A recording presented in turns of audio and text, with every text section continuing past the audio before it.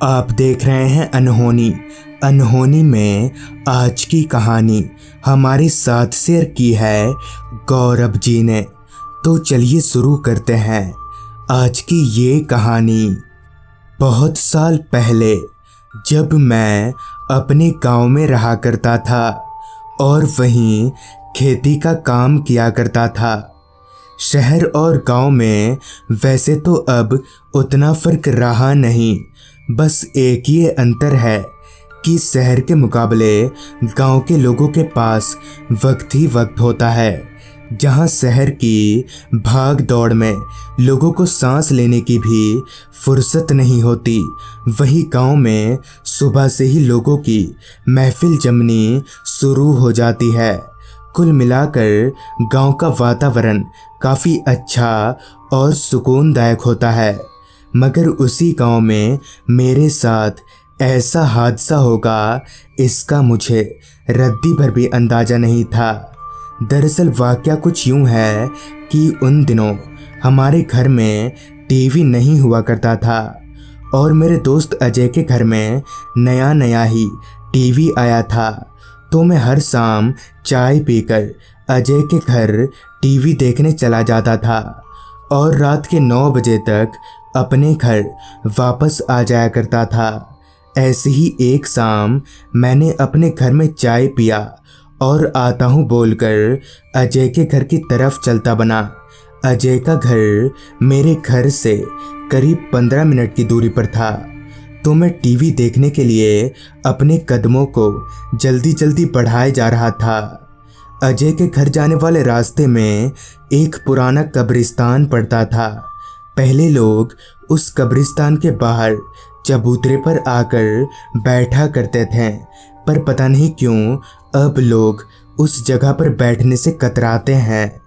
खैर, उस कब्रिस्तान को पार करके मैं अजय के घर पहुंचा, जहां उसके टीवी पर पहले से ही एक अच्छी सी फिल्म चल रही थी।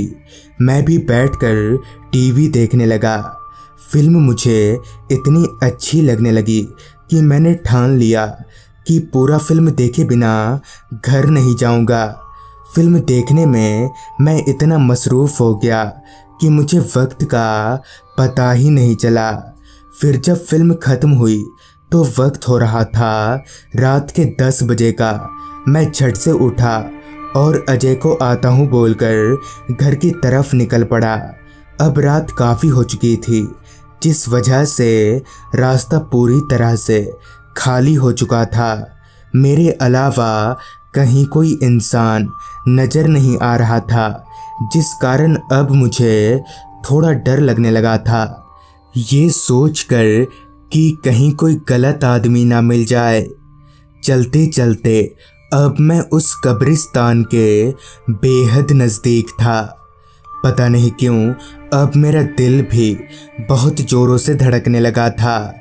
चलते चलते मैं जैसे ही उस कब्रिस्तान के पास पहुंचा तो पाया कि कब्रिस्तान के बाहर बने चबूतरे पर एक बूढ़ा आदमी बैठा हुआ है।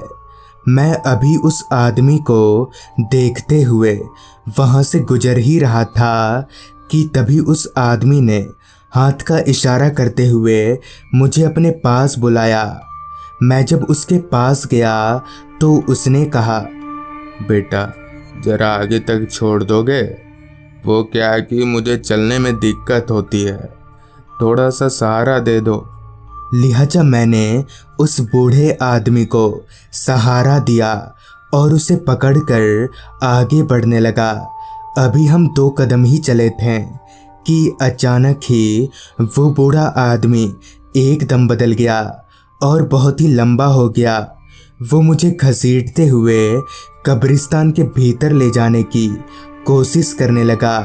मैं खुद को उससे छुड़ाने की बहुत कोशिश कर रहा था, मगर छुड़ा नहीं पा रहा था कि इतने में ही मेरे घर वाले वहां आ पहुँचे, जिनके आते ही वो शैतान कहीं गायब हो गया। फिर मेरे पापा ने मुझसे कहा, तू इतनी देर से घर नहीं आया, इसलिए हम तुझे ढूंढने चले आए। जिसके बाद मैंने पापा को पूरी बात बताई तो पापा ने बताया कि दरअसल वो कब्रिस्तान भूतिया है। तो दोस्तों, ये थी गौरव जी की भेजी गई कहानी। अगर आपके पास भी ऐसी ही कोई कहानियां हैं तो हमारे साथ ज़रूर शेयर करें। तो मैं आर्यन जल्द ही मिलूँगा आपसे ऐसी ही एक कहानी के साथ।